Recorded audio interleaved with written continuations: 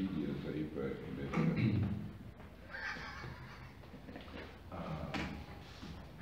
quando toca a música do Império, chega o Darth Vader, é um trecho da Cavalaria das Valquírias ralentado. Ah, é? É. Eu adoro aquela cavalgada. Então, nós vamos começar hoje a lição 17, de 11 de abril de 62, do seminário.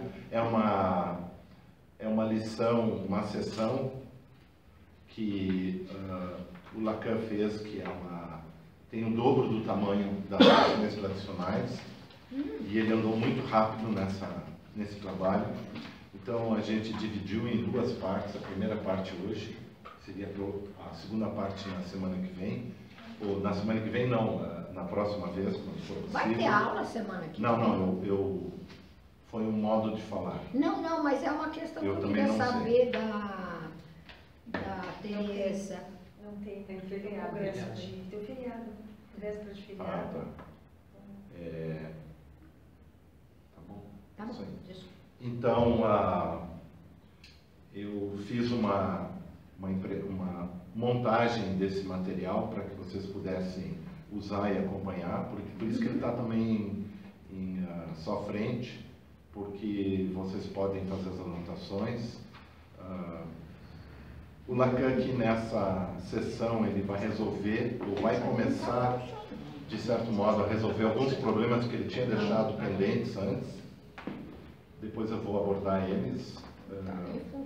E eu vou acompanhar o fluxo da sessão, apresentando a parte topológica, e a Teresa vai encaminhar discussões quando ela achar que é importante colocar, ela vai chamar a atenção e vai falar, né, sobre esse aspecto. O primeiro é que o Lacan vai abrir a conferência com 4 de setembro. sobre o fato que ele gostaria de falar sobre o falo, e ele nós já discutimos isso na outra vez, no final da outra vez, Kierkegaard, a questão do nada nadificante em Heidegger, na introdução à metafísica, etc. Então, como isso já está lá, eu vou passar por cima.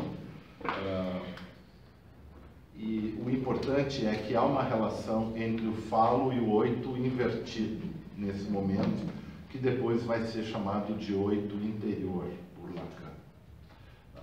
O que tem relação com a conferência número 15, que nós já trabalhamos, que é 23 de março de 62, no qual o Lacan faz os dois círculos, tocando o bordo externo do tório e o bordo interno, e traçando uma linha mediana. Vocês lembram que eu falei que ele partia do primeiro postulado de Euclides aí, e a linha mediana, de certo modo, entre o meio do tório, o centro do tório, e a borda, então, o outro elemento, seria aquilo que estaria situando o falo, porque haveria uma diferença entre o falo e o objeto A, enquanto o objeto A estaria gravitando no espaço vazio do tório extrínseco, o falo estaria por ali também, de certo modo, mas como uma linha delimitadora,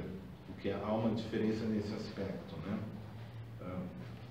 E é por isso que também o Lacan vai dizer que o falo é o pênis é o melhor representante do falo, porque ele tem essa característica de se manifestar e se retrair, né? Que é o que o Freud vai falar sobre o mito da fênix, etc., uma série de observações. Então, na página 1, eu coloquei aquele desenho, porque é uma reconfiguração do desenho que está na edição brasileira, baseado no aspecto da edição de Stafferla, porque, na realidade, Lacan está fazendo um desenho no tório, e ele pretende recortar o tório para mostrar esse 8 invertido no momento, né? Então, vocês têm ele ali desenhado, no caso. Pedro, o que quer dizer 8 invertido? É que o 8, para Lacan, isso está na página... Ele vai falar sobre... Não, eu faço os desenhos para mostrar o que Lacan... Quer dizer, com 8. Na página 8, minha, em vermelho, que é a página 258, mostra o processo. Lacan vai partir de um círculo, ele utiliza a curva de Jordan. Ele usa o que você falou? A curva de Jordan, que é um círculo, e esse círculo Não precisa ser um ele vai linha de Jordan. malear.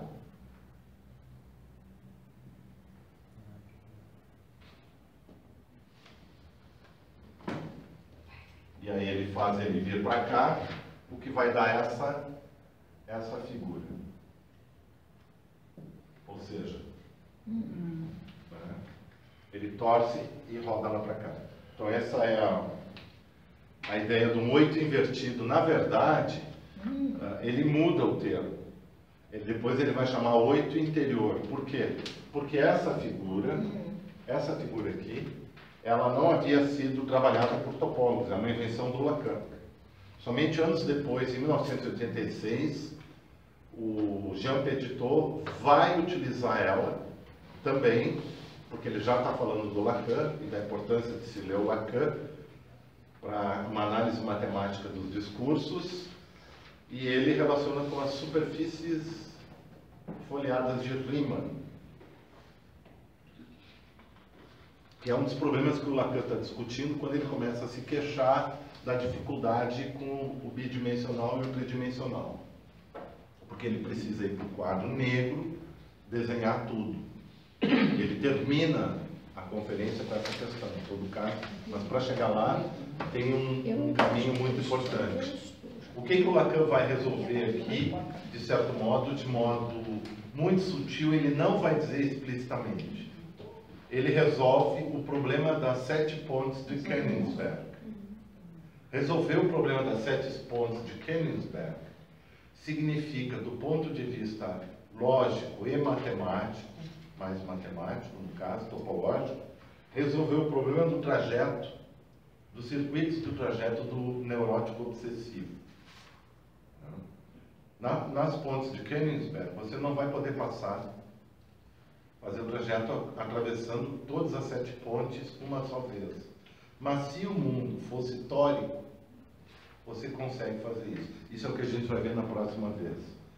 Mas eu já coloco alguns elementos, e a Teresa, porque ela já me adiantou, ela também vai trabalhar algo na neurose obsessiva no processo. Na página 2, o Lacan vai começar a falar sobre a questão da topologia.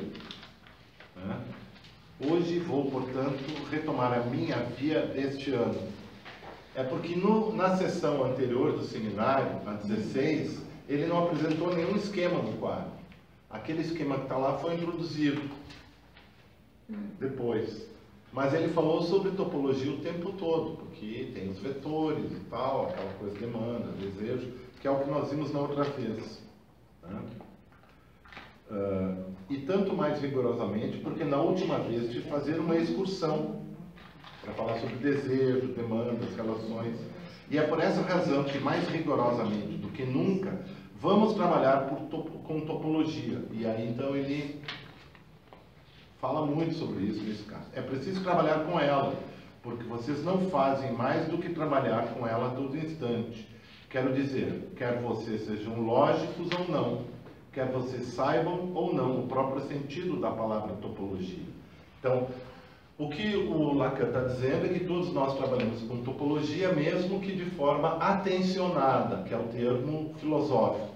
Eu não tenho consciência, eu não tematizei, que é o conceito na filosofia, quando uma ciência ou algo está tematizado, ele está organizado epistemologicamente, etc., que é o que Freud fez, com a sua tal da metapsicologia, né, que é uma extensão, uma derivação da ideia de metafísica aristotélica, porém com ruptura, eu não vou dizer a palavra aquela agora, né? Então, mais ou menos isso, e aí é interessante, né? Porque ele sempre está buscando essa perspectiva de tornar a psicanálise uma ciência inteligível, porque senão ela vai se tornar efetivamente uma ciência do ensaio e erro constantemente. O Freud chega a comentar esse tipo de coisa, né? Mas aí imediatamente ele vai entrar com a questão de que, por exemplo, vocês utilizam a preposição, não é preposição, foi traduzido por preposição, mas pode-se pensar então, se acrescentar, porque no francês está conjunção, porque tem a ver com a disjunção e conjunção. Ou eu vou para casa, ou eu fico aqui. Né?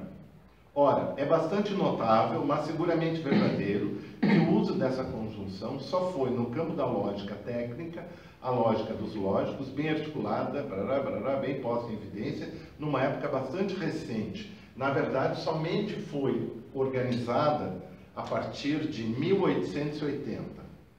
Ele vai citar Euler, mas é só em 1880, com Venn, que isso vai ser feito. Os diagramas de Venn, que ele faz a referência. Então eu vou trabalhar com circularidades ou círculos eulerianos, ou seja, os princípios da relação euleriana, e na verdade também Boole, vão estar presentes nos diagramas de Venn. Apesar que Boole está publicando seu trabalho na mesma época, né? Porque os diagramas de Venn, Euler, como são chamados, eles são importantes para você relacionar propriedades, ou seja, trabalhar com as propriedades entre sujeitos ou objetos ou situações e as relações possíveis entre as várias propriedades, né? Aqui ele não menciona Venn, né? Não, acontece que ele não menciona Venn. Ele conhecia por círculos de Euler, que é o que se fala nos manuais, né? Ele vai trabalhar no seminário 11. No seminário 11 ele já andou lendo mais algumas coisas e ele disse, vem, não sei o que, tarará, né? Venn é V-E-N. V-E-N-N, Venn. Fen, né? Venn. Fen. Bom,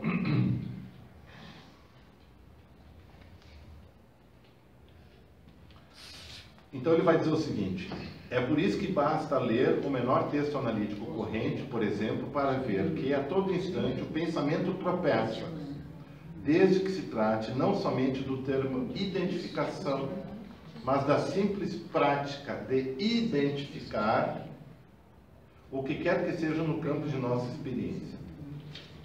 E aí ele vai entrar numa diferença que seria entre o pensamento intuitivo e a questão da impotência intuitiva, porque ele já era um grande leitor de Poincaré nesse momento, né? O que significa que no pensamento, na escola intuicionista, se acredita que nós não somos a todo momento capazes de entender e designar tudo, como é o contrário na escola logicista, que pretende realizar uma parametrização das coisas e armar. Por isso que você não tem paradoxos no grupo intuicionista, né? Mas isso é muito interessante para ver essa posição que ele coloca aqui, né? Ou seja, uma necessidade. Bom, e o Lacan faz uma brincadeira, ele aproveita o momento do seminário para falar sobre as princesas, né? Isso é interessante porque dá bem claro que ele sabia da história, ele tinha estudado a história do Euler. O Euler é, ao mesmo tempo, talvez o matemático que mais publicou textos em toda a vida e produziu pra caramba e trabalhou. Ele escrevia os textos com os filhos no colo, ele tinha mais de 10 filhos, cuidava deles. E ele não tinha dinheiro para sustentar direito a família. Por isso que ele também ficava sempre produzindo coisas novas. E as cartas que ele faz para a princesa de educação, E aí é uma coisa que se faz muita gozação, mas a princesa não era nem um pouco burra, porque ela respondia para ele e inquiria ele, é impressionante. Então, é a época do iluminismo, dos déspotas esclarecidos, né? E esse pessoal, né? É muito interessante, né? E uma das questões que a princesa coloca era a questão da representação, uma delas, né? Mas o mais interessante é essa história do Euler, né? Que ele realmente, ao mesmo tempo, é um caso singular, era daquelas pessoas que tinham que trabalhar sem parar quase, mas ele teve 10 filhos, ele conseguia fazer seus filhos também, né? Uma mulher divertida. E tem gravuras que mostram isso, que é ele escrevendo com um bebê no colo e cuidando das crianças também, sabe? Então ele era um cara assim à frente do seu tempo, né? Vamos lá, né? Meias palavras bastam para quem entende, né? E aí o Lacan entra na primeira questão, que é a questão de que temos alguns problemas. Na verdade, só pode lhe dar algumas projeções, né? Como se tenta representar num outro espaço figuras em 4 dimensões que não se pode ver, que não são passíveis de serem representadas, né? Ele vai dizer. E realmente, se a gente for pensar em 1962, as condições para se fazer isso eram realmente precárias. Se hoje nós usamos quadros brancos, que são piores do que os quadros negros, porque o giz traça muito melhor, aquele desliza, né? Na época do Lacan, a gente não tinha os recursos que hoje se tem para conseguir representar essas coisas que foram escritas no século XIX por Riemann, Poincaré, né? Que são a possibilidade de 4 dimensões ou mais dimensões. Hoje a gente tem isso computacionalmente. Hoje tem como se fazer, no meu canal no YouTube tem várias delas, né? Hoje nós temos como olhar para uma situação que seria do hipercubo, por exemplo, que é uma das que o Lacan hipercubo, né? Ou então o que é mais interessante ainda, que são as tais das superfícies de Riemann, que corresponderiam a uma forma altamente avançada, apesar de ter sido pensada antes, daquilo que Freud vai escrever sobre o bloco mágico, que é um sistema perceptivo, como ele funciona. Que uma coisa que hoje está na frente, no tempo cronológico, depois pode estar atrás. Mas elas não têm uma ordenação temporal sequencial, mas tem uma relação de necessidade lógica entre eles. E é por isso que a gente, por exemplo, às vezes não lembra de alguma coisa e depois que não está precisando, lembra, né? E assim por diante, né? Eu vou Sim, explicar um pouquinho manda. essa questão da temporalidade, quando for falar da identificação, que eu vou tentar dar uma contextualizada do história de Fala um Freud. pouquinho mais alto. Mas é muito interessante esse aspecto que o Pedro comenta, que tem uma desconstrução com qualquer possibilidade de gênese, de origem, de processo de desenvolvimento, de uma logicidade de continuidade temporal. Isso é muito interessante. Depois eu vou voltar nesse ponto também, Pedro. Claro. E já está em Freud isso, né? E No desde Sim. Freud já tem isso. É. Tem algumas desconstruções importantes. Aí acho que até o Freud, vou tomar de empréstimo a palavra intuição, ele intuía, mas enfim, não formulou, acho que é isso que instiga Lacan a formular, que a geometria euclidiana não dá conta do psíquico, né? Então, enfim, é muito interessante. Tanto espacialidade, temporalidade são elementos que acho que o Freud já aponta isso como vertentes para pensar clínica. Isso mesmo. São os dois elementos, o bloco mágico e o Esse esquema do vermelho é Tate. muito ruim. Não dá pra gente... Exclusão. Não, mas não se enxerga o vermelho. É? Eu enxergo. Você não enxerga? Mas é ruim mesmo, ela tem razão. Mas ele quer usar várias cores. Ele faz coisas multicoloridas. Ah, bom, então pode precisar das outras cores.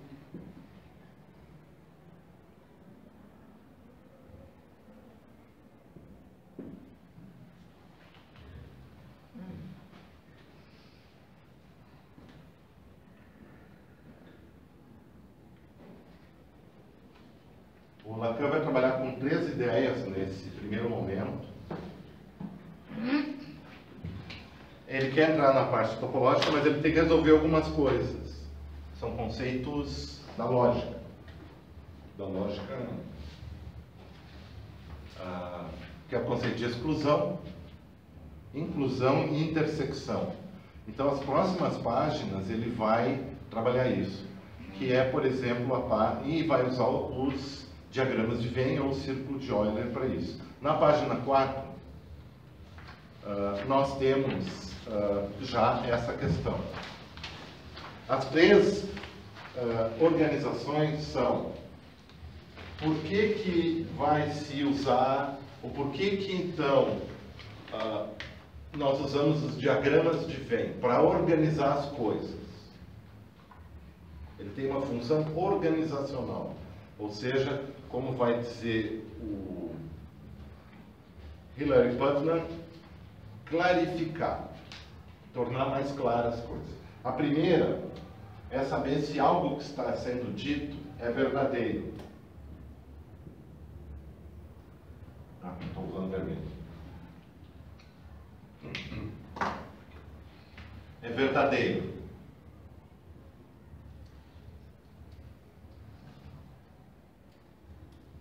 Essa é a primeira. Na verdade, a ordem é só aqui não é uma ordem genética nem nada. A segunda é a existência com ela de uma relação. Ou seja, há uma relação entre A e B, entre alguma coisa e outra, ou pode ser entre A, B e C, né? Por exemplo, né?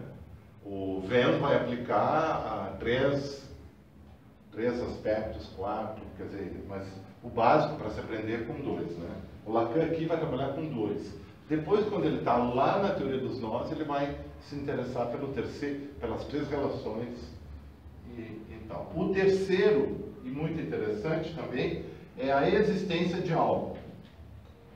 Ou, se nós localizamos o objeto X no campo Y, por exemplo. Né? Se uma coisa está no campo tal. E isso é interessante, porque aí começa uma perspectiva. Para chegar nisso, nós vamos chegar no homem dos ratos, na verdade. Né? No homem dos ratos, é o paradigma para Lacan. Né? Mas uma relação que existe, que o Lacan vai falar, que é a disposição, por exemplo, dos mamíferos que fazem parte de um outro grupo dos vertebrados. O problema é o seguinte, o Lacan entra nessa discussão porque essa discussão é a tradicional, é a dos envolvimentos.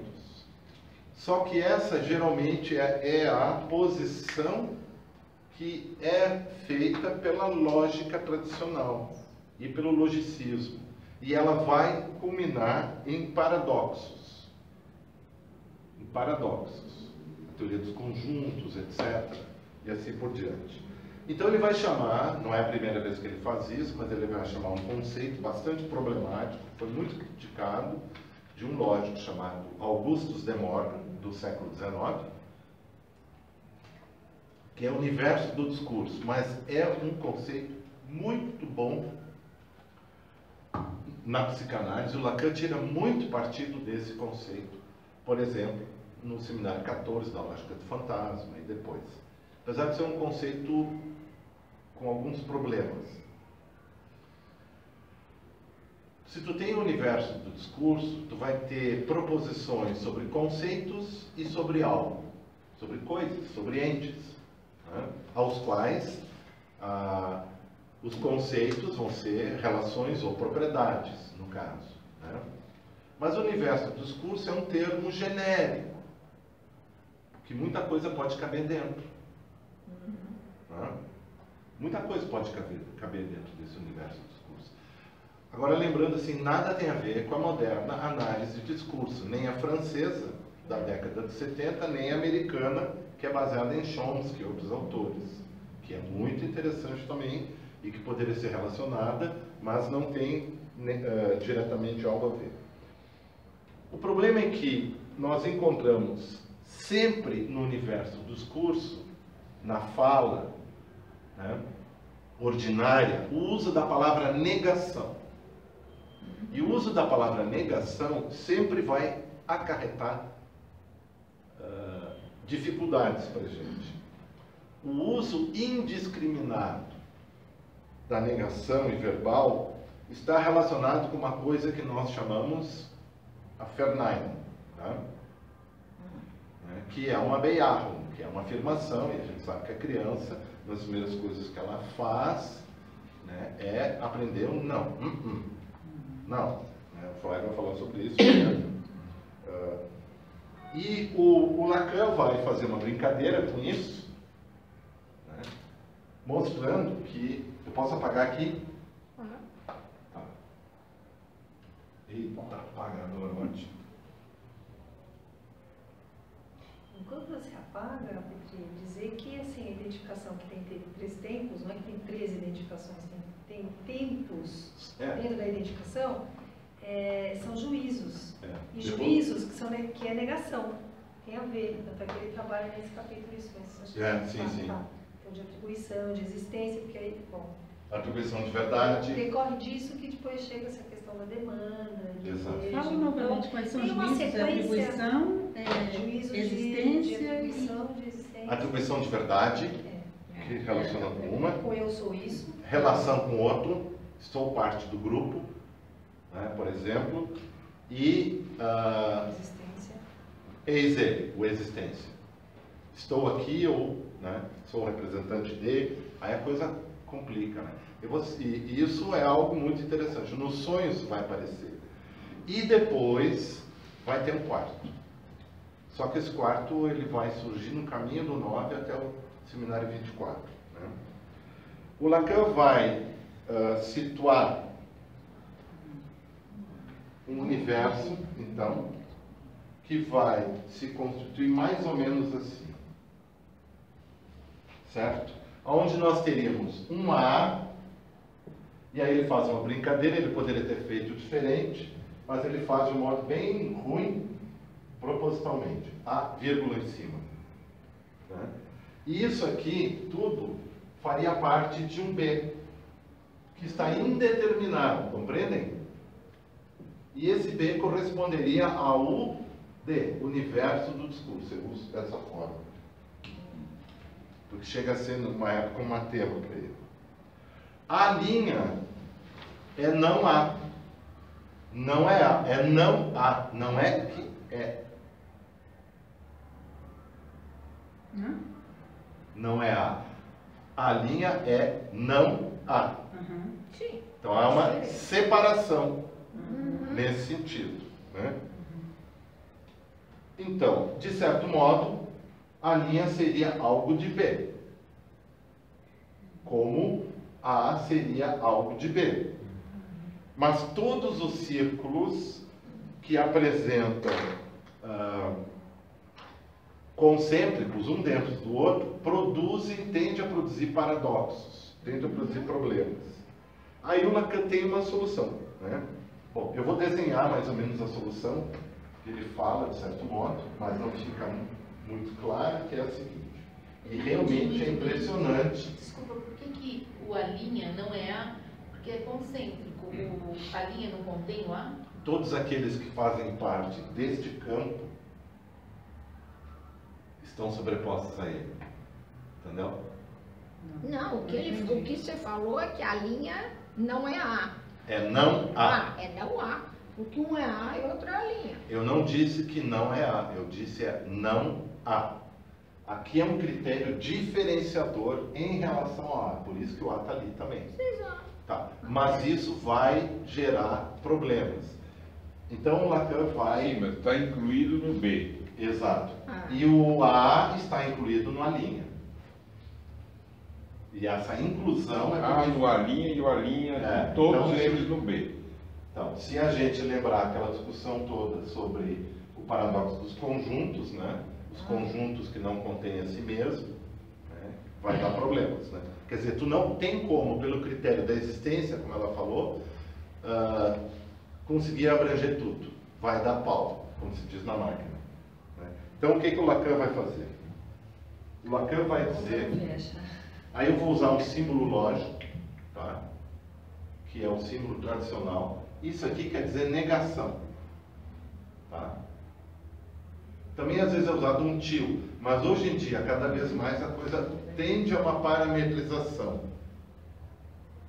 No seminário, ele está quase assim, mas a forma como ele colocou em 62 é uma das formas do século XIX, não é mais usada. Então vamos substituir. Isso é uma negação. Tá? Então, se eu quero dizer não há, é isso aqui. Ok? Agora eu vou mostrar para vocês como é que funciona essa estrutura. Nós temos um campo e nós temos outro campo. Certo? Ok? Nós temos o campo A e temos o campo B. Certo? E eu vou dizer não há. Então eu vou tirar, vou recortar esse campo. Só que há uma parte de A que se sobrepõe a B. Então ele vai ser fraturado. Então, a relação não há vai me dar este campo aqui. Isso aqui, ou seja, este aqui corresponderia finalmente ao não há. O que significa que não há é equivalente a B. Olha só como a gente está saltando. Então, se alguém diz não há e sobrou aqui, ele sai. No fim vai ser só B que vai estar sendo falado.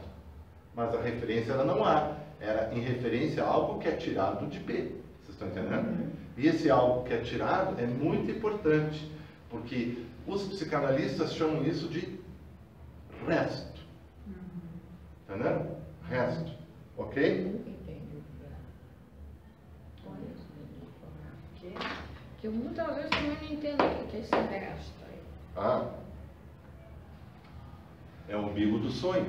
Não, o resto. É o umbigo do sonho. Pode dizer o que é inassimilável para qualquer. O que é inassimilável. Não, mas resto, o que cai. É o que cai. O resto é um Cai elemento de saber.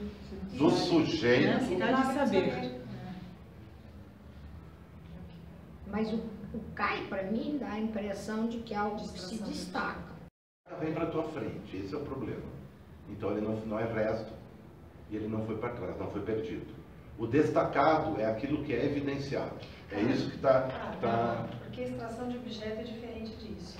O objeto que casa, o objeto que está fora já tem uma borda e aqui é resto. Né? Ó, se tu diz, eu vou destacar isto disso, tu tira isso e prestou atenção nisso. Senão tu não faria isso. O que acontece com o resto é que tu não tem consciência. Então, é o real, né? Vamos pensar assim, é o Bom, que nós não sabe, estamos não, na teoria do real. Se a gente trouxer a teoria do real, nós vamos ter que ler lá de cima para trás e... Aí sim. Mas continua. Mas vai, Mas né? é isso.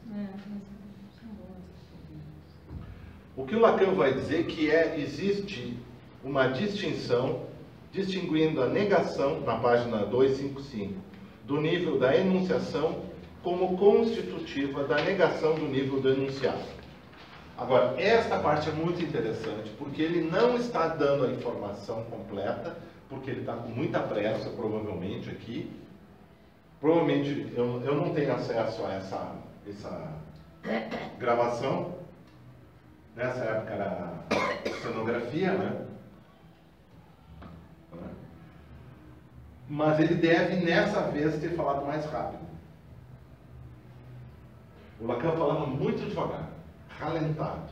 E ele suspirava, dava pausas. Então, nessa vez, ele deve ter falado muito rápido. Então, vamos lá. Tentar situar essa questão aqui, que é muito interessante. Que é o seguinte, nós temos aqueles dois movimentos, ele vai usar os diagramas de Venn, que vocês devem lembrar, não interessa onde a gente vai colocar, aqui nós vamos colocar a dimensão da enunciação, no Saussure, e aqui a dimensão do enunciado, ok? Ou seja, aquilo que é falado, aquilo que está suposto ao falado. Né? Então, na realidade, o que a gente vai ter aqui é um campo de subtração. Lacan vai dizer, de um modo brilhante, distinguindo a negação no nível da enunciação ou como constitutiva da negação do nível do enunciado. Então, aquela questão, quando o Godino Cabas explorou isso muito no livro dele, que eu não lembro o título agora, que é o livro branquinho. Curso e discurso. Isso, é. Não, eu te amo. Não, te amo. Não, te amo. Quer dizer, é uma gozação. Ele faz isso e é um exemplo muito feliz e ao mesmo tempo infeliz. Porque ele fica no plano denunciado. De como nós lidamos com o plano denunciado. Né? E não denunciação. Aonde isso vai aparecer? Vai aparecer num exemplo muito simples, que é o seguinte. Eu vou colocar aqui o exemplo, que é assim. Suponhamos que nós tenhamos isso aqui. Ó. É a mesma coisa que os círculos que o Lacan colocou. Aqui nós temos A, B, e aqui nós temos A. Essa condição do universo do discurso vai nos dar essa situação aqui, que é B menos A. Está faltando algo na cadeia do enunciado, que corresponde à enunciação. Isso ocorre num exemplo muito interessante de 1898, que Freud relata, que se chama o mecanismo psíquico do esquecimento. Uma negação no campo da enunciação faz com que algo no campo do enunciado seja retirado do campo da atenção e da fala, que é a palavra signorelli. E é isso aqui o que acontece. Só que o motivo pelo qual, ou melhor, a ordenação motivadora, motora disso, não está em signorelli, está em outras coisas, está nas preocupações. Freud fala depois, e é interessante se a gente compara o texto de 98 com o texto da psicopatologia da vida cotidiana, são completamente diferentes, e lá o Freud dá a informação que falta.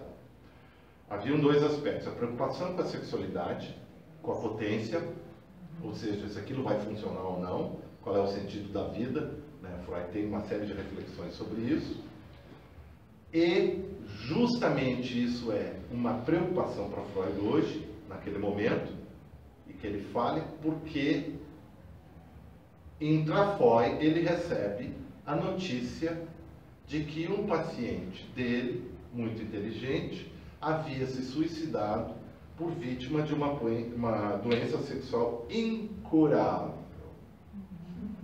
que é a impotência. Isso é muito interessante, porque a fala de Freud com o companheiro de viagem, que era um burrão, fica bem claro isso, sutilmente, porque depois tem um italiano ilustre que vai esclarecer tudo para ele, vai dizer signorelli, né? O Freud está passando um tempo todo na discussão com aqueles elementos. E não é possível ele lembrar, ele consegue fazer a associação com aqueles elementos que estão überdeutlich, né, super claros, e são todos elementos substitutivos. Boltráfio, né, Botticelli, Bósnia. Mas aí tem a ver com a cidade, a Bela Ragusa, que é o primeiro elemento que Freud fala. O Freud ficou eroticamente encantado pela cidade, porque Freud era uma coisa que era um flaneur. Ele caminhava pela cidade e apreciava a superfície, as coisas belas da cidade. E se vocês forem olhar as imagens de Ragusa, realmente é uma cidade maravilhosa. E é um lugar bem diferenciado. Isso tem tudo a ver com a Freud conseguir isso. Então, na realidade, daí o Lacan vai trabalhar com os esquemas. A partir disso, desse ponto, só esse esclarecimento para mostrar que a coisa funciona, né? Ela não é à toa que ele está tentando mostrar isso.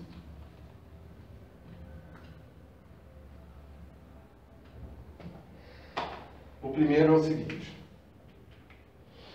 quando nós temos a união, nós temos, e ela já falou muito bem isso, um sistema de identidade, identificação funcionando.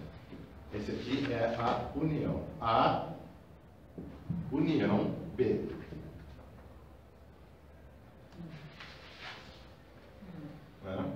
É um U?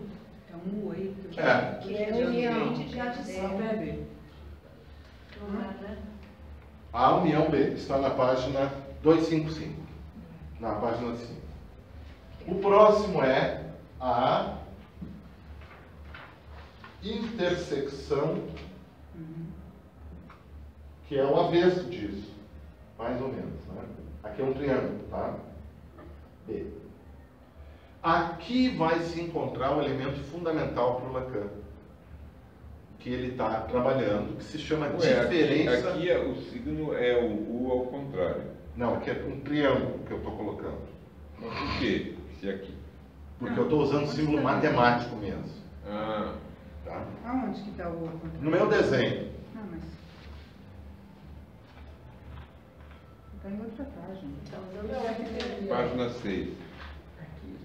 tanto faz botar o ao contrário ou o Ah, triângulo. Eu botei o triângulo, tá? Ah, são dois. Porque ele é uma cunha. A ideia dos foi de que é uma cunha. Por quê? Porque ali nós vamos ter uma situação muito importante. A situação na qual nós vamos ter o começo da discussão do Lacan sobre a diferença simétrica. Na página 6, tá? Nós vamos ver que a intersecção deriva de uma união, da ideia de uma união. Primeiro que se tem isso aqui, essa aqui é uma derivada. Certo? E nós ainda podemos ter esta situação que é aqui, ó. Não quer usar o preto? Felipe? Ah, o preto, é. Então esse traço aqui, a deriva, esse que faz assim aqui na página 6, tem A, o U ao contrário, B, deriva de A vezes B, é isso? Isso, deriva daquele. E nós vamos ter esta situação aqui que é interessante, que é que vai promover um salto.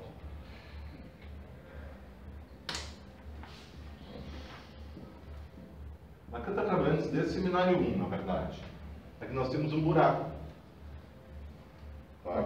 Que é chamada exclusão da região de intersecção, que é também chamada de extração. Tá? Na página 7 eu tenho os desenhos trabalhando essa construção da diferença simétrica, tá? Na qual terei que usar cores para ficar mais claro. Então é o seguinte: quando vocês forem olhar o meu esquema, onde eu mostro aqui, lá na página 7, vocês vão ter a standard situação do homem dos ratos, na qual seu pai vai dizer: ou vai ser um grande homem, ou vai ser um Criminoso. grande criminoso. Ou vai ser um grande homem, ou vai ser um grande criminoso. Não tem outra alternativa. Ser um grande homem criminoso, por exemplo, né? Não tem alternativa nesse discurso do pai. Não, e nós estamos É. falando sobre clínica aqui. Sim. Isso aqui é clínica topológica. Então é o que acontece lá no Homem dos Ratos. Entendeu? E é o que o Lacan, em alguns momentos, vai introduzir. Então, o cara fica preso nesse circuito. Ele não Ou tem... uma ou outra. Ou. É o que o Lacan vai falar ou. Né? O problema que o Lacan se dá conta é que na linguagem verbal isso ficava confuso, porque as pessoas começavam a brincar, e começavam a fazer piada, brincadeira, ou aplicar isso, aquilo, ou eu vou dormir, ou eu vou trabalhar, ou não sei. Não, é uma situação fulcral. E aí entra a identificação. Sim.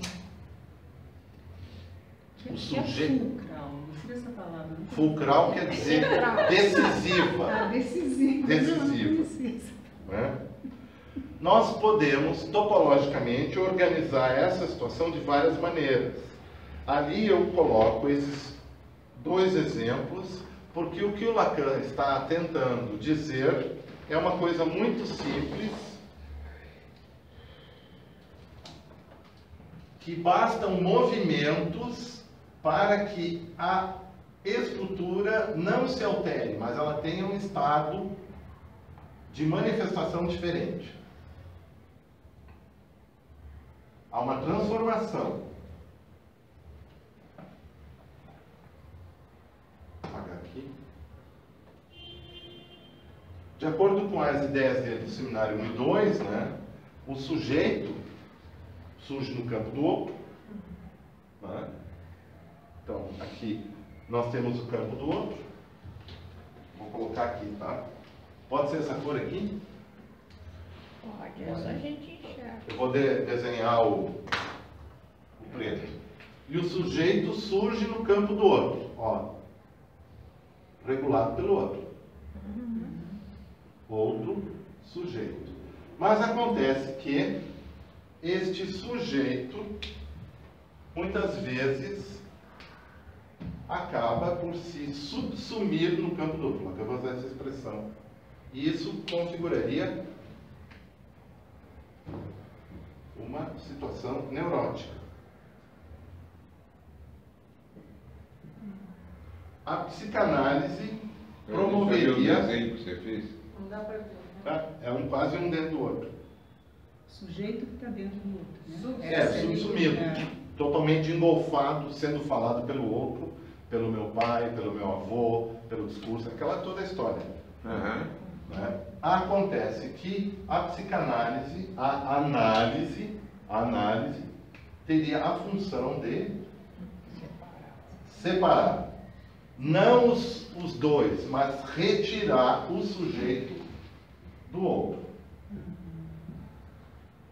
Falando. Né? E aqui ele vai situar o tal do azinho, né? Depois de um tempo. Né? Ou seja, ela faz esse movimento. E esse movimento é a Verschiebung.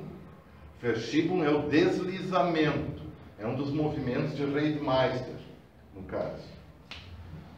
E que o Lacan, posso só Claro. contextualizar no seminário 11, o Lacan vai utilizar, vocês lembram, para dizer das duas operações fundamentais, alienação e separação. É, aqui é a separação, Esse ali é a esquema- alienação. Já no 1 ele está isso mesmo, mas no 11 ele é. Ele vai mais específico. Agora, este esquema, o Lacan se dá conta com o tempo de que ele funciona assim. Aí, isso aqui.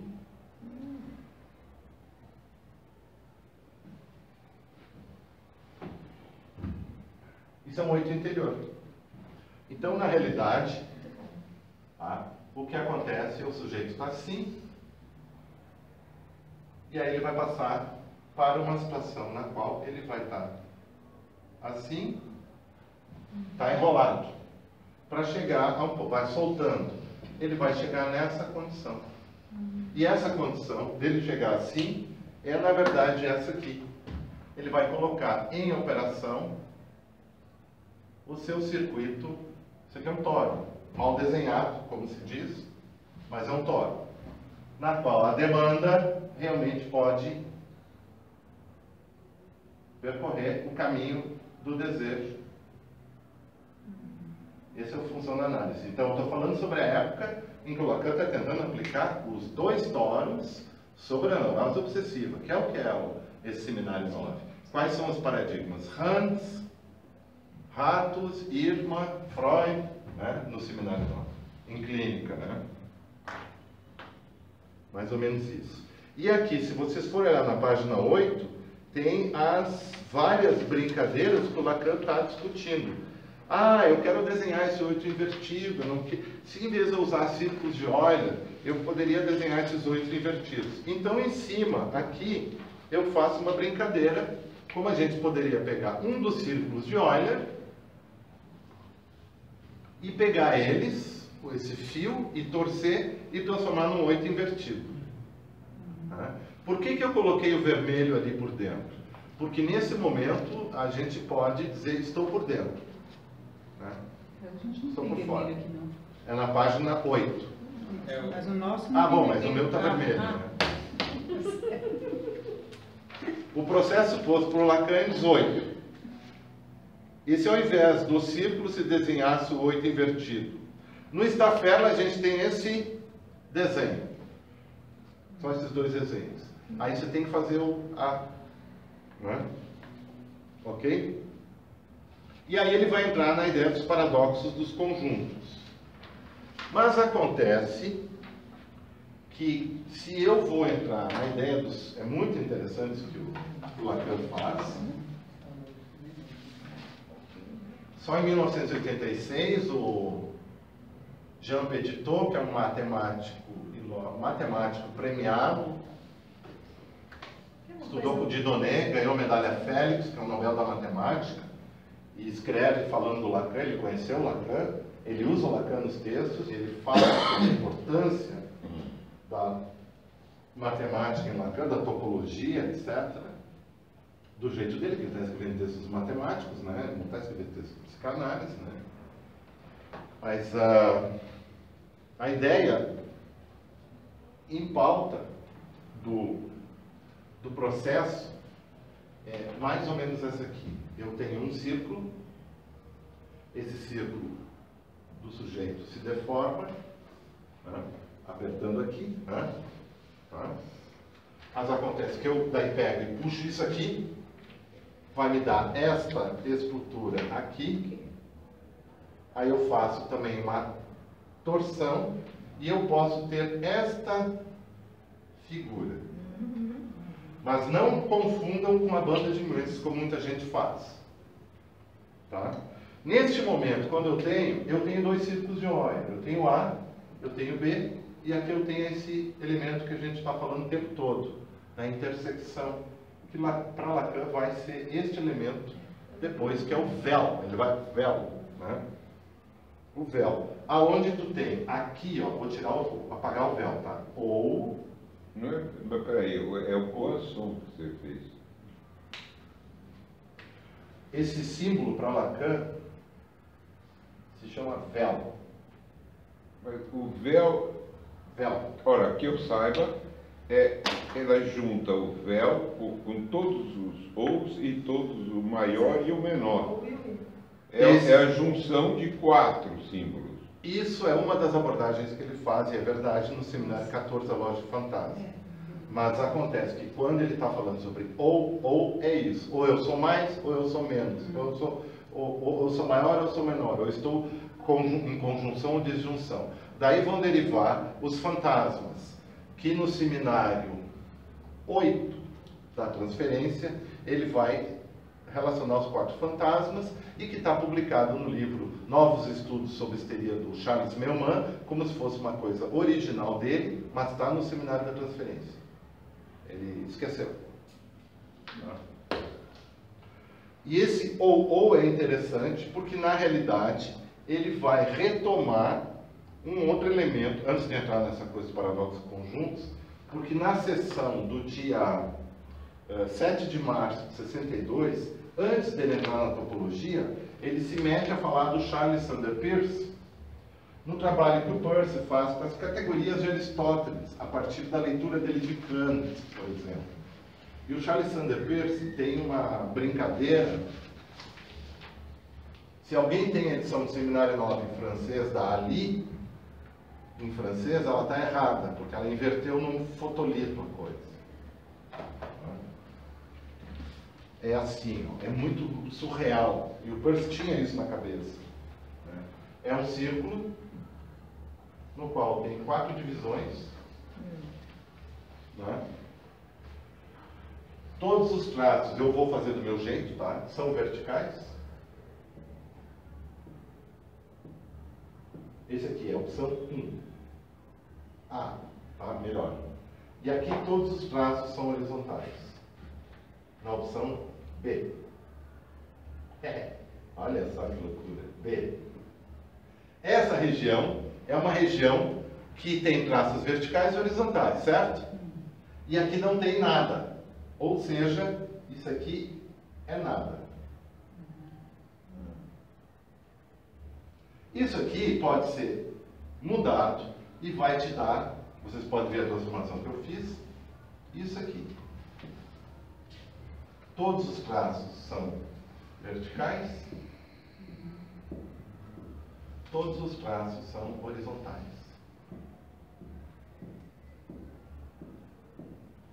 A e B. E está pelada a coruja. E onde está o nada aí? É o Fora. espaço. Tá? E na realidade, isso aqui é o 8 interior. Ou seja, há um redobramento da superfície. Então vamos lá, de novo, tá? Fazer essa transformação aqui, tá? É isso aqui.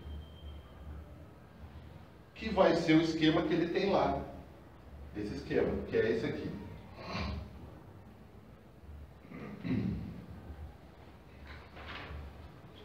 Que ele vai dizer E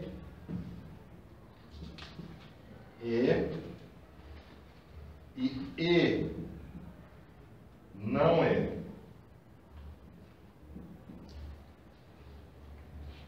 Ou seja, no campo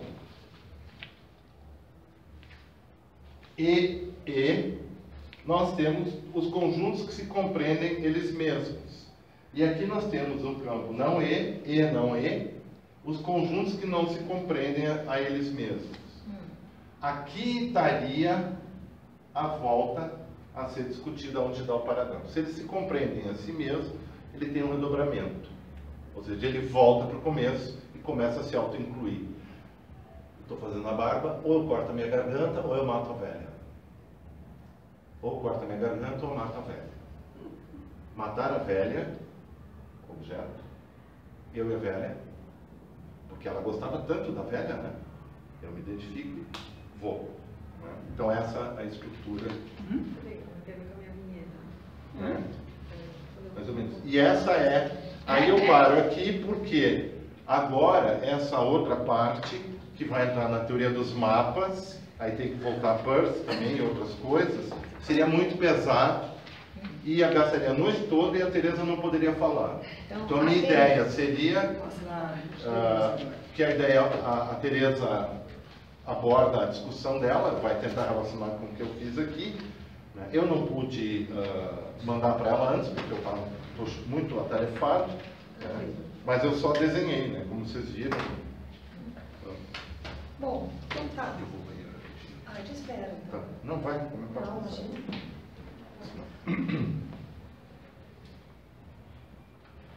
Você vai falar da velha? Não, a ideia é. Vamos aguardar o programa. Pode. O que vai nos chamar muita atenção sempre é porque a gente vai querer, porque estão, até porque estão publicados no mesmo livro, relacionar Hans com o Homem dos Ratos. Não é a mesma estrutura, topologicamente falando. A topologia para tratar de Hans é outra. E isso é que é interessante, né? Isso é que é muito interessante. É outra. Entra o 8 interior, mas de outra forma completamente diferente, né? Bom, posso Pode. começar? Pode. Bom, então, queria fazer alguns comentários, assim, preliminares para tentar chegar e elencar alguns elementos aí, desde Freud, para a gente chegar nessa discussão que o Lacan está propondo. Então, o Seminário da Identificação, ele nos lança a Freud, ele nos leva a Freud, né, ao capítulo 7 da Psicologia das Massas, da análise do eu. Eu queria levantar aí algumas observações e pegar de cara a primeira frase do Freud, né, desse capítulo, que é a identificação como exteriorização de um laço, Binduntum. E continua, a uma outra pessoa numa dimensão temporal, indicada com o adjetivo Furrest.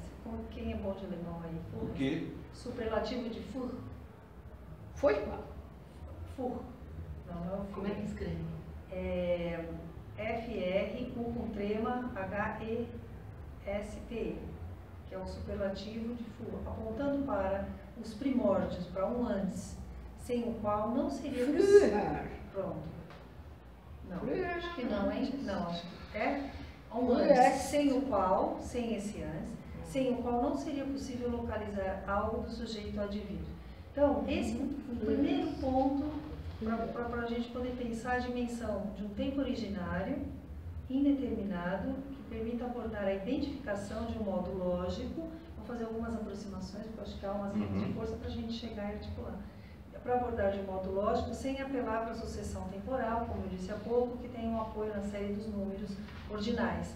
Como quando, e a gente escuta dizer por aí, a primeira identificação, a segunda identificação. Então, o Freud escreve no singular, identificação, então não é propriamente nem conceito, mas sim é de uma operação que se trata, que acontece em vários tempos lógicos da constituição subjetiva. Não retrata uma gênese, uma origem, um processo de desenvolvimento. Isso eu acho importante ressaltar em termos cristãos, questão da Constituição. Você está citando Freud. Exato. Identificação não para. Outro aspecto que eu queria. Não, por conta de clínica com crianças, clínicas com beleza. Ela entendeu Ela ficou com o cheiro. Constituição subjetiva. Outro aspecto, identificação não para de acontecer no falante. Vocês já pensaram nisso? Por constituir um nó que o ancora na linguagem. Então, quando o petrista traz toda essa plasticidade, toda essa mobilidade, isso está, eu estou lá fazendo a Bárbara, né? Acontece isso o tempo todo. São nós que ancoram o sujeito na linguagem. Esse nó, que é freudiano, em permanente movimento das três fontes da identificação, resultante da decantação dos efeitos do inconsciente que vão determinar, e são determinados também, aí eu quero ressaltar esse outro aspecto de ir e volta, porque a cultura também produz subjetividade, né? Também é determinado pela cultura um laço, né, social inédito entre os termos do sujeito e do objeto já presentes na concepção desde a filosofia clássica. Então, a identificação é uma operação que envolve sempre o laço ao outro.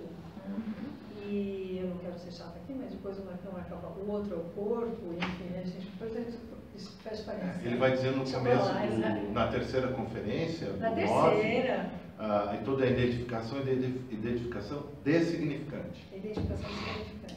Bom, então a identificação implica estrutura de discurso, o inconsciente não é individual e muito menos coletivo. Eu queria traçar algumas linhas de força para a gente tecer uma rede. Trata-se do que ressoa, do que se entreouve no laço social. O inconsciente é político, né? É apolítica, enquanto uma atualização da incidência do outro pela via do desejo em cada formação social. Então, o contexto que se tem é um Freud, né? Freud escreveu esse texto em 21, e aí esse pronome eu, acho que você tocou um pouco nisso, ele é irredutível na trama discursiva, efeito de uma trama linguageira, né? Ou com Lacan significante, eu acho que chega nisso que você está dizendo. Então, dividido em planos e laços. Eu acho que é interessante tomar esse contexto para não ficar uma coisa muito quase esotérica, porque colocar vai para a topologia. Quer dizer, tem toda uma condição muitíssimo precisa lá em Freud de temporalidade e de espacialidade. Então, enfim, e que na verdade se trata do quê? De lugares e posições. O ideal a que se tende é um ponto vazio. E aí eu queria me estender, falar desde toda a formulação do Freud, né, do pai da ordem primitiva, mas eu vou pular isso, vou ficar mais, vou me ater mais ao nosso diálogo, ao nosso encontro dialógico. Contextualizando, então, no retorno de Freud agora, pensando um pouco em Lacan, Lacan vai buscar um modo de formalizar, veja o que você acha disso, Pedro, o informalizável. Isso eu acho fantástico. Ele está tentando, na verdade, vocês viram que em vários momentos nesse capítulo ele fala, bom, mas aí a gente fracassa. É para fracassar mesmo, que bom que a gente está fracassando, porque não é para ficar uma formalização redondinha, né? Bom, então, alguns pontos privilegiados, por exemplo, o erro de Aristóteles, que põe numa mesma equação, linguagem igual a pensamento igual a coisa, certo? O inconsciente não é suportado pela lógica do senso comum, acho que eu trabalhei nisso, ou a geometria euclidiana, daí então essa busca, né, na lógica e na topologia.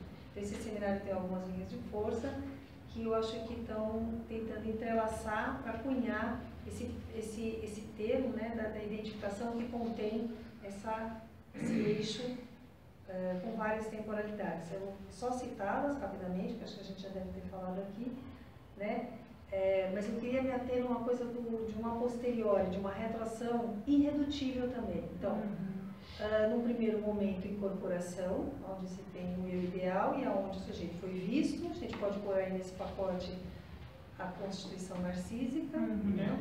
União, pronto, não acho que por favor, pode falar. Essa corresponde a... Pronto, incorporação, eu ideal, onde o sujeito se vê visto, na constituição narcísica, uma primeiríssima identificação, que é dito identificação.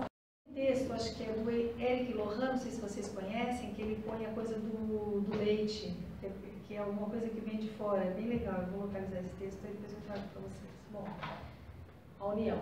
Segundo, traço unário, ideal de eu, então é onde fui escutado. Aqui já tem objeto fora.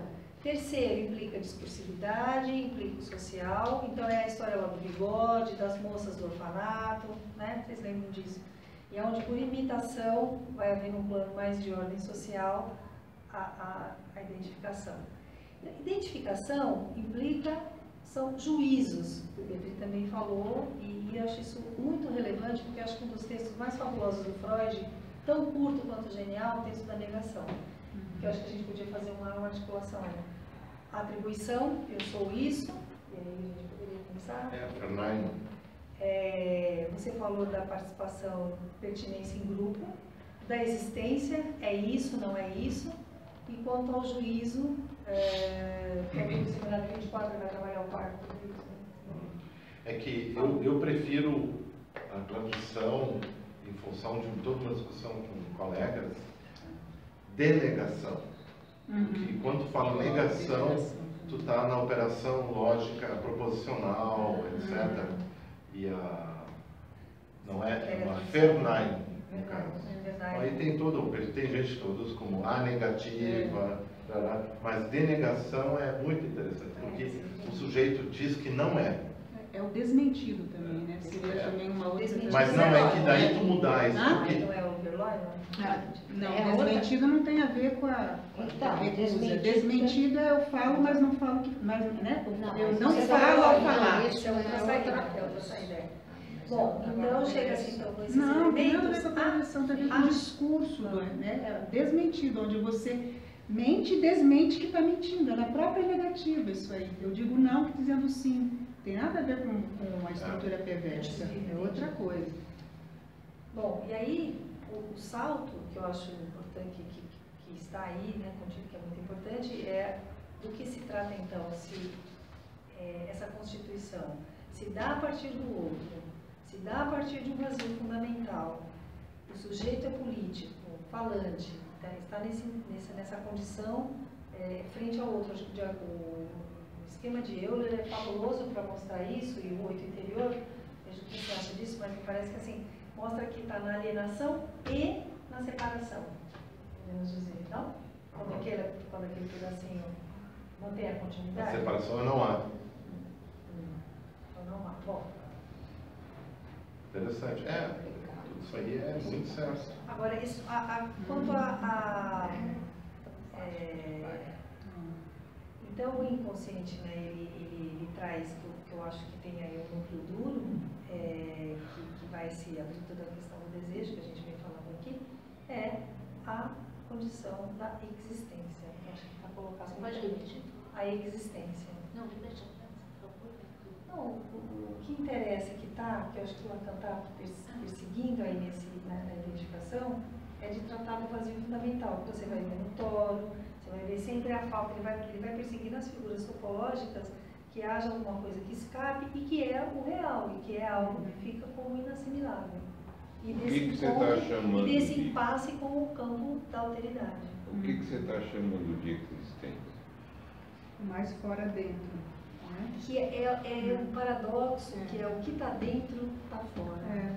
Que é justamente o furo que o Freud vai descobrir dentro do campo da clínica, da medicina, a gente pode dizer, e que talvez a gente possa até trazer para nós e pensar nas políticas das relações, o que está no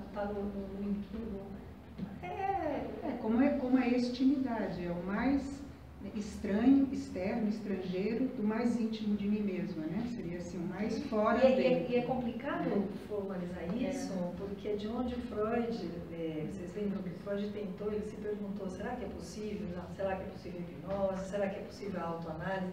Não é possível, porque tem que ter um operador de fora para poder levantar esses pontos que estão Mas falando de operação, você estava, depois se perdeu aí. A identificação como uma operação. A identificação é uma operação constitutiva do sujeito, onde advém o falante, ela é uma âncora, acho que é uma ancoragem para a questão da demanda, do desejo, uma âncora para o sujeito. Ela é móvel, ela a cada momento no laço ela está se atualizando. Isso é interessante, não é alguma coisa que fica lá atrás, né? Mas ela está a todo momento se atualizando. Então, eu pensei aqui para provocar um pouco a nossa discussão,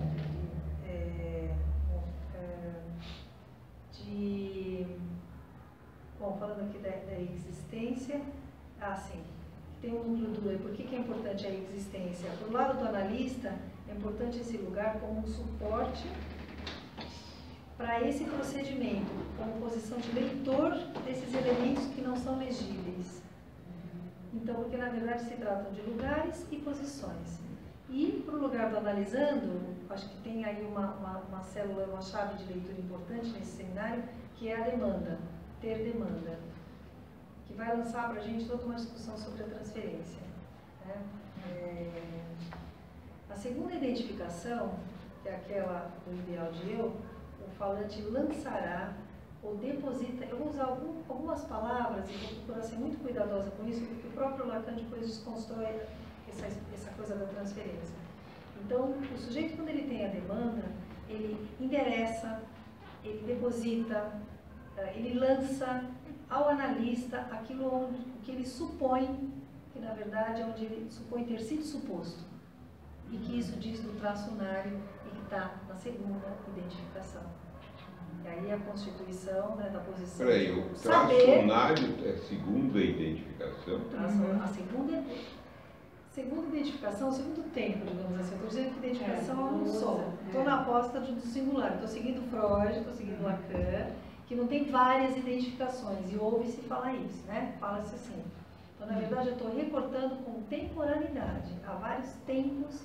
Então, o primeiro, que é aquela coisa do primeiríssimo amor ao pai, que é onde se foi visto. Depois, onde se foi escutado, que vai ser a montagem para o ideal de eu, e não eu ideal, que vai dar o traço unário, depois do traço unário.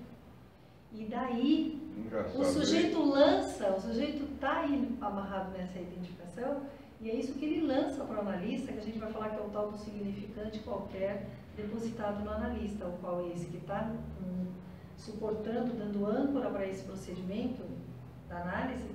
É importante poder ler isso que chega a ele e se esvaziar, e não se colar nisso. Ficou claro essa passagem? O que eu entendi o traço unário como uma questão da pura diferença. E nesse sentido, o traço unário é original, porque é ela que funda a singularidade. Portanto, ela tem uma dimensão de primeiro. Mas que advém dessa etapa constitutiva. Porque, na verdade, não tem nada genuíno, não tem nada do sujeito ali, o genético, o congênito, o diabo que seja que ele vai criar. Não, é apenas isso. Ele é um... Ele tem um enigma. O Mário sempre fala das cavernas, do osso com os traços. Aliás, o Lacan também. É um traço, nada mais que isso, não tem conteúdo. É a pura diferença, nada mais. Eu sou um, você é outra. Ponto. Não tem mais do que isso. Não tem conteúdo de quem eu sou, quem não sou. Não tem ideal, não tem nada. Mas tem um, Tudo isso vem depois. Mas há algo que se lança para o analista. Né? Tem algo dessa marca, isso que se lança ali onde se foi o suposto. Não é na ordem do conteúdo, você tem razão, concordo. Sim, mas é isso que eu digo, não é secundário o traçonário. O traçonário é absolutamente primeiro, sem a qual não tem nem a singularidade. Você acha que, assim, não há um sujeito, vamos pensar na condição do desejo, o desejo é o desejo do outro. É a partir dessa interrogação, que lugar eu ocupei no campo do outro, que me antecipa. Sim, mas aí é disso que eu estou falando. É após o traçonário, você pode dizer que aí você tem a história do sujeito. A história do sujeito, a primeira será a mãe, e haverá esse grande outro. Eu acho que são diferentes, acho que tem uma... A minha visão é outra, a minha não é essa. Não, é o que a gente tem razão. Eu Mário Eduardo tem que nessa concordo com a direção. colocação. Eu acho que o Lacan fala das duas, mas coisas. Se você vai no capítulo 7 da identificação lá na psicologia das massas, a primeiríssima identificação é o amor ao pai. Lembra disso? Não é a mãe essa primeiríssima. Isso o Lacan vai retomar no seminário 17 também. Sim, aí é o ideal, Na tá verdade, certo. a primeiríssima identificação é a incorporação. ritualística. É a incorporação. Que é algo que não diz respeito à incorporação. Né? Essa é a identificação que eles chamam de primária. É primeiríssima. Exatamente. Ele nem fala em primeira, ele fala em primária, que é a incorporação. O pessoal da letra traduziu como primeiríssima. E aí você diz que é uma incorporação de um significante paterno, vamos pensar assim, de uma marca... De uma marca onde da cultura, né? Onde se foi visto, a coisa do amor, o outro acho que é o ideal, é o ideal aí nesse momento. Bom, traçonário eu estou localizando nesse segundo tempo da identificação e depois a terceira é o social. Então a gente pode voltar nisso. Mas eu queria trazer uma vinheta, porque essa vinheta é bem, bem interessante. Tereza, desculpa, acho que ela está falando de traçonário como um diferencial, né, diferença, que é posterior a um processo constitutivo, né? O que ela estava chamando de operações constitutivas. Os tempos da Constituição do sujeito. Nesse sentido. Aonde eu sou, né? Onde eu fui escutado já marca a minha diferença. No primeiro tempo eu estou ali na simbiose da mãe. Aonde eu sou escutada, né? Ali eu me marco, né? Eu me falo, né? Enquanto sujeito a partir da onde eu imagino que eu fui escutado. Então, daí vem o sujeito suposto saber do tema da transferência. O Lacan vai extrair disso, exatamente. Isso no Lacan é uma zona de discussão muito grande, porque assim, ele vai em momentos discutir várias coisas, inclusive a imprinting, ou estampagem em portuguesa, Prapung, né, no alemão, porque daí ele está preocupado com a etologia, isso dá conta disso, tem a marcação etológica nos primeiros momentos, e hoje se sabe em pediatria que as primeiras coisas que a criança vê de rosto, ela também... isso é muito interessante, porque isso... Então, mas eu acho que isso é importante porque a Tereza começou a falar dela falando de operações, né? E aí até a Micaela falou, operações, o que você está falando? Então, operações no sentido de linguagem. Que são ontogenéticas. Sim, mas é que essa ideia de operações é importante. Ontogenéticas. Né? São operações, quase como se fosse a gente estivesse falando de uma mecânica. Né? Uma mecânica é uma operação, mas então acho que isso, nesse sentido que eu acho que entra aí o de Ferrans, né? E isso é interessante porque tem uma correspondência da ideia da janela. Tu tem certas janelas e que se tu não tiver nada, tu cria situações complicadas, né? Então, nessas janelas é que tu tem marcas, tu tem a Einziger Zug, por exemplo, né? É exatamente isso. Pois é, a Einziger Zug é esse traço primeiro. Então, Unário. Unário, traço unário. Unário. Exatamente. E é diferente da Einheit. Muita gente junta com essa coisa da Einheit, da unidade, não é a mesma coisa. Pois é, sempre que a gente viu essa questão do traço unário, é sempre o puro traço. É pura que se estabelece exatamente isso. A pura diferença. Mas ela estava dizendo isso com outras palavras. Não, mas é que acho que tem uma questão aí, é que quando a gente tem falado disso, isso nunca é situado num tempo operativo. Constitutivo do nem sujeito. Nunca é situado num tempo operativo nem constitutivo do sujeito. Enquanto que acho que nesse sentido é que a Teresa está tentando marcar isso. Então, sim, de fato, né, seria, entre aspas, primeiro ou primário, ou seja, no sentido da diferença, né? Mas não primeiro nessa operação constitutiva, né? Nessa, entre aspas, mecânica, né? Isso não é uma palavra Não, boa, porque quando você falou da visão, sei lá, do bebê que vê a mãe, ou vê o seio, vê o bico do seio, mas não só a visão, mas a audição, a voz. É onde o bebê, é onde o infância se apreende sendo visto e sendo falado. Então tem a coisa da acústica e a visual, realmente. Pois é, mas aí... Mas onde eu fui visto, onde eu, no meu enigma, na minha indagação do quem sou, o que queres, né? Onde estou, onde está o olho, tem o ou visto. E sabe que isso tem no Aurélio, né? Essa palavra ou visto. Então, onde fui visto, não, mas o que eu estou dizendo, e onde fui escutar. Sim, mas aí você já está na constituição histórica do sujeito. Na ontogênese. Na ontogênese. É a história do sujeito. Não, é que acho que isso aí já é... Não, eu uso a palavra história. É história. Ele começa do zero, vai para por aí. É história.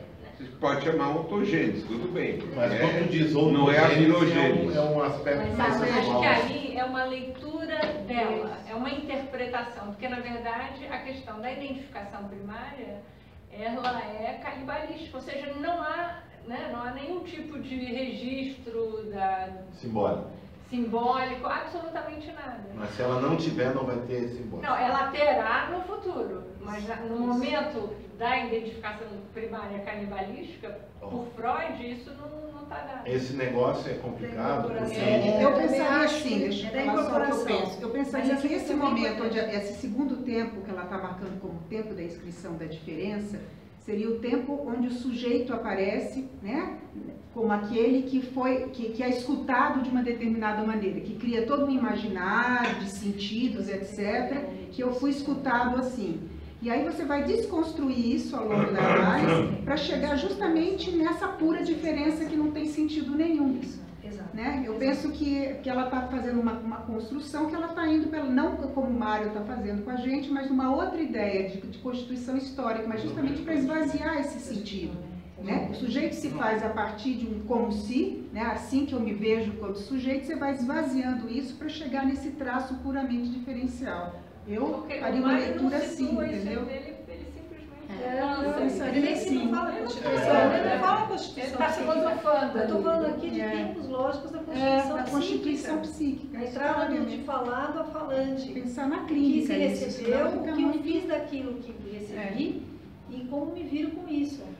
Esse é o ponto. Não, e aí eu vou para a vinheta. Eu vou para a vinheta, Eu estou concordando, mas eu estou pensando junto com você na diferença pura. No final você chega nela, né? Quando você desconstrói todo esse percurso imaginário aí. É que esse negócio é que nem uma conta de... Vocês conhecem aquelas contas de rosário? Tem um rosário e tem as bolinhas, né? Para rezar. Uma depende da outra, para dar o ciclo. Significante de uma falta no campo do outro, Einziger Zug, nome do pai, falo, eles trabalham todos juntos. Agora, processualmente, talvez do ponto de vista histórico, genético, tu tenha alguma coisa. Agora, há uma diferença entre uma determinação ontogenética e a história do sujeito individual. Entende? Isso é muito importante. E quando o Mário falou, eu me lembro daquele jeito que a gente estava discutindo, era no aspecto geral. Até eu cheguei a colocar, e ele se fundamenta no significante de uma falta no campo do outro. Tu tem que ter na estrutura um buraco a partir do qual as outras coisas podem circular, né? Que é o fenômeno, né? Da linguagem, do simbólico e tal. Essa entrada que não está garantida e que cada um vai fazer essa, enfim, vai se assentar e vai ter ou não ter lugar. Essa vinheta foi uma situação muito contingencial, não sei se eu estou falando dessa maneira, mas enfim. O que é vinheta? É um recorte, é um recorte muito breve que eu queria fazer, é uma passagem e que eu acho que a gente pode tentar botar no nó. Quando diz vinheta, quer dizer o quê? Um recorte, um fragmento clínico, brevíssimo fragmento clínico, contingencial. Então eu sou procurada hoje, pensando aqui no nosso encontro, pelos colegas do pronto-socorro para escutar uma jovem de 21 anos. Eles poderiam e até deveriam formalmente ter encaminhado para o central, porque ela já é de maior e eu trabalho no grupo da saúde mental, né, do departamento de pediatria, mas eles optaram, eles queriam que eu escutasse porque essa jovem teve aos 12 anos uma leucemia mieloide aguda, tratou-se, curou-se, está fazendo o 3º semestre de enfermagem, está procurando trabalho, estudando, procurando trabalho e tem tido muita dificuldade com isso. Veio ao PS, trazida pela mãe, e tem tido nos últimos tempos muita queixa de dor. Pois, bom, então, aí por que a mãe a trouxe? Porque há alguns dias ela ingeriu muitos comprimidos, né, e poderia ter, inclusive, morrido, passou um risco, e ela referia que tomou esse excesso medicamentoso porque tinha muita dor. Mas os assistentes ficaram preocupados que ali tinha uma tentativa de passagem ao ato, uma tentativa de suicídio. Na entrevista ela se mantém quieta, impassível, sem narrativa, pergunto-lhe por que fez isso. Eu queria um alívio para a dor, precisava descansar. Interpelada sobre a atitude, né, de afinal se prejudicar, afinal, né, por que você tomou você tem entendimento disso? Não sei. Pergunto-lhe sobre como cuidar de horários de comida. Então você tem dor de estômago? Mas se tem uma possível gastrite, uma irritação, por que não come de 3 em 3 horas? Pois não dá tempo para comer, fico o dia inteiro em casa, não como. Então, a conversa foi se dando de um jeito que parecia que tinha um corpo que sofria um descuido, um engendramento de uma situação de dor. Porque esquece, porque não cuida dos horários. Pergunto-lhe o que ela acha que foi isso, como ela lê isso, né, como isso aconteceu. Ela diz, foi uma burrice. Bom, aí eu a convido a voltar amanhã, lá pelas tantas, aí chamamos a mãe, e essa logo depois de contar-me sobre o que aconteceu, se emociona. No início ela responde também com muita parcimônia, e aí tem um efeito que foi chistoso, foi interessante, porque aí eu estava aquela coisa lacônica para lá, lacônica para cá, e eu digo, é de família, esse laconismo é de família, aí elas riem, né? Aí eu falei, mas então, você é calada, mas elas têm, embora posições que resvalam no mesmo estilo de funcionamento, essa coisa mais sóbria, uma redução de narrativa, a mãe logo se dispõe a falar, se emociona, né? E diz, eu falo desse traço quando se desata a chorar e diz que, doutora, eu não sei o que acontece, eu tenho medo, eu não sei o que pode acontecer com ela, eu trabalho o dia todo, chego em casa e ela já se foi para a faculdade, eu não confio nela. E nisso, antes da mãe entrar na sala, eu tinha pedido como convidado para chegar no dia seguinte, para voltar no dia seguinte, ela falou, tá bom, eu venho. E eu confiei na moça, falei assim, não, então tá bom, então tua palavra, eu tô confiando na sua palavra. Bom, e aí a mãe disse que não confia nela. Bom, eu falei, não, mas confio, tá, enfim. E aí eu insisto, né, mas, não, a mãe disse que ela é muito calada. Eu falei, por que você não confia? Ela é muito calada. Aí eu insisto, sim, ela é calada, mas ela me disse que virá amanhã, aliás, gostaria que você ficasse com ela, que a protegesse. A mãe fica aliviada e promete que virão. Aí deixo meu contato E antes da mãe entrar na sala, eu queria contar para vocês duas passagens que essa moça conta, né? Então, eu pergunto para ela se não ocorreu dela pedir ajuda. Aí ela diz, eu não peço ajuda. Por quê? Como assim? Ah, é que eu tenho que fazer as minhas coisas. Aí a posição da obsessiva. Eu digo, sim, interessante, mas você está aí com uma futura profissional na área da saúde, deixa de cuidar do corpo, né? Sente dor, não come e tal, você se cuida. Aí ela diz, não, eu até me cuido. Eu falo que cuidou das espinhas, que compra uma coisinha ou outra para ela, mas que dessa vez, nesse caso, ela diz, eu não sei por quê. Eu não gosto de pedir ajuda, eu não peço mas ajuda, você tá falando eu quero ajudar o menina? outro, da moça, da jovem. Eu gosto de ajudar o outro. Aí eu peço que me conte mais, né? Mas como é que é essa coisa de pedir ajuda? Bom, ela tem um antecedente, né? Ela tem um antecedente que estão aqui. Tá, eu vou voltar aqui e trazer um antecedente. Aí ela traz um histórico que essa família namorou até os 6 anos de idade em São Paulo. O pai envolveu-se com drogas, com cocaína, não pagou os traficantes, foi jurado de morte. Eles saíram da noite para o dia para o estado, vamos citar aqui no estado, né? Para voltarem quando ela tinha mais ou menos 10 anos. Esse pai passa a fazer uso de substância, de bebida alcoólica, ele muda a substância, ele parte de bebida alcoólica. Núcleo familiar com muitas brigas, porque ele não ajudava com as despesas, então ela se encarrega de começar a se preocupar com isso, então ela passa direto na faculdade. Bom, aí esse pai, mais ou menos depois de 1 ano, quando ela tinha por volta de 11 anos, ele volta para lá e vai embora. 1 ano depois, essa moça começa a ter os primeiros sintomas de leucemia. Ela se trata por 5 anos, está há 4 anos sem medicação, em controle de cura, entrou rapidamente na faculdade, se preocupa com a falta de dinheiro e entra nesse ponto. E aí que eu queria fazer o desenho do Thor. Vamos lá? Vamos fazer o desenho do Thor?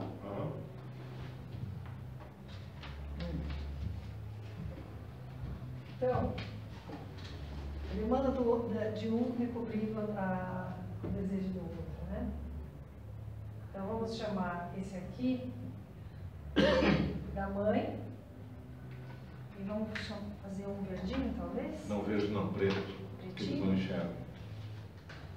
Não, mas aí tá tudo a mesma coisa. Um é azul, outro é preto. Dá para ver a mesma coisa. Aí eu queria te convidar, Petrinho, para a gente colocar aqui, e aqui é a filha, tá? Então, o que a gente pode fazer? Você está tentando fazer aqueles dois? Sim. Exatamente. Então, não dá para ver aí. O que eu trago aqui para vocês? A demanda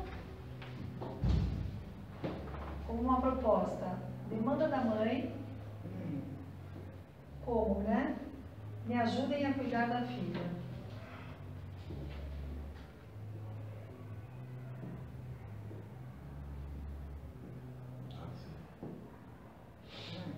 Lembrando que a demanda tirânica, ela é imperativa e ela põe o outro no lugar, enfim, o inverso dela é a frustração, né?